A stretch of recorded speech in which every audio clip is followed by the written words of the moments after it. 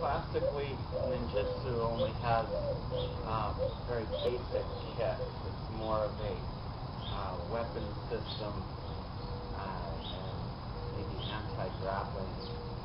Um, and it's kind of interesting, though. I think that Hatsumi, um, for Kemi reasons or whatever, had his students learn a lot of acrobatic movements.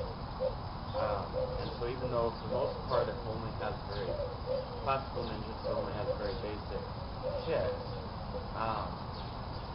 because of the kinds of acrobatics that he's involved in, it does have a couple of very acrobatic kicks on the farther end of the system.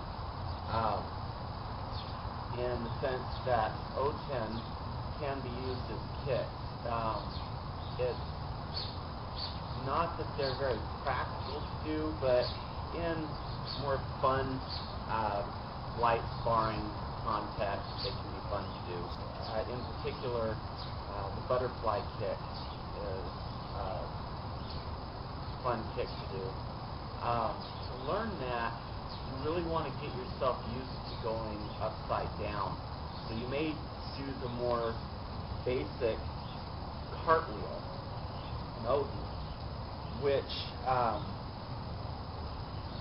it can be used as a kick, and it can be more easily even so than the butterfly kick or Oten.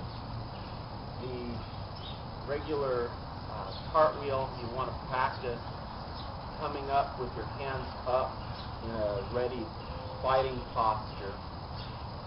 And because after you do a kick, especially if you're doing a fancy kick, you're likely to be rushed immediately at the end point of that. So there's a basic cartwheel. I can do either side, but I'm better at the right-handed Oten. And I'll say that when you practice to get your first side down, your dominant side, you want to go in your basic cartwheel towards your stronger side. You're going to want to reduce your hands to hold you up, and the one-handed cartwheel is easier to do before you go to the no-handed butterfly kick. It's easier to do when you're using your strong hand going in that direction. So I'm right-handed, I'll go towards my right. So basic cartwheel, just this. Just make sure that when you practice coming up balanced and with your hands up, because you're likely to be rushed at that point. So then the one-handed cartwheel would be an intermediate step. You want to get really good at used to doing that before you go on to doing it with no hands. And then when you do it with no hands, you screw up, you can kind of catch yourself with one or both on the way over. So the one-handed cartwheel is this.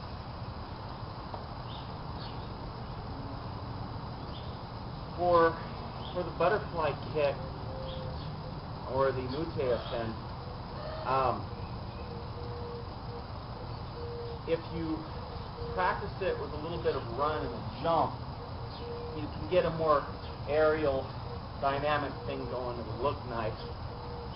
But you'll never be able to land that in sparring because they'll see the setup coming.